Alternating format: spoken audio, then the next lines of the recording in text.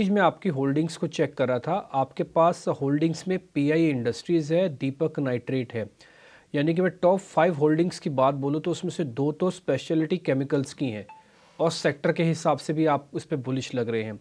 मेरे को sir 2 reason या 3 रीज़न गिनवा सकते हैं कि क्यों आप स्पेशलिटी केमिकल्स पे इतने बुलिश हो? बिल्कुल। जो स्टोरी चल रही है स्पेशली केमिकल सेक्टर में, वो सही सेम स्टोरी चल रही है लास्ट 7 साल से। चाइना प्लस वन वाला जो स्टोरी हुआ है, जहाँ पे बहुत सारे इंडियन मैन्युफैक्चरर्स ने कैपेसिटी बहुत ज़्यादा बढ़ाई है। उन्होंने नए प्रोडक्ट्स लेके आए हैं ग्लोबल मार्केट में सप्लाई करने के लिए। एक तो ये स्टोरी है। दूसरा स्टोरी है इम्पोर्ट सब्स्टिट्यूशन की, और हर टाइप के प्लेस हैं इस सेक्टर में इंडिया में अभी।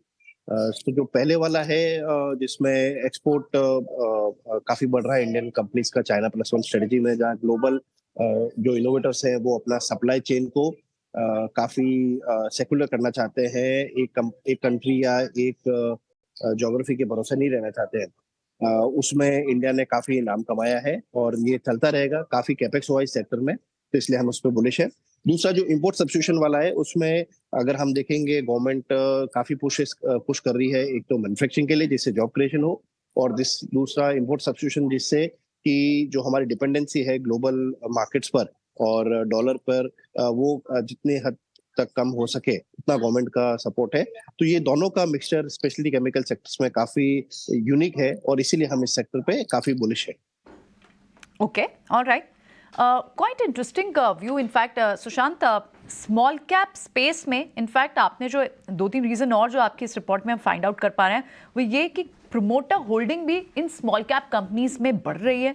तो कौन से ऐसे सेक्टर स्पेशली हैं, क्योंकि कई सारे स्पेसेस आपने जो हाईलाइट भी किए हैं स्मॉल कैप सेक्टर्स में, वो ओलिगोपोलिस्टिक भी हैं इस नेचर में, यानी उनके पास एक डोमिनेंस शेयर रहेगा ऑर्गेनाइज मार्केट में। बिल्कुल। तो ये एक और नया ट्रेंड हमने देखा है कि स्मॉल कैप कंपनीज हिस्टोरिकली जब तेजी आती थी तो प्रमोटर होल्डिंग रादर कम हो जाती थी। बट लास्ट 3-5 साल में हमने ये देखा है कि प्रमोटर होल्डिंग धीमे धीमे करके बढ़ रही है। इसके दो मायने हो सकते हैं।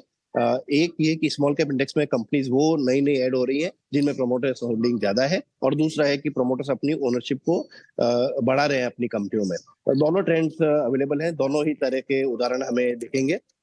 देर आर कंपनीज जहाँ पे प्रमोटर्स अपना होल्डिंग्स बढ़ा रहे हैं। इनफैक्ट आज के न्यूज़पेपर्स में एक आर्टिकल भी है इसके ऊपर, जिसमें कुछ कंपनीज पे उन्होंने आइडेंटिफाई किया जहाँ पे प्रमोटर्स अपनी होल्डिंग बढ़ाई है।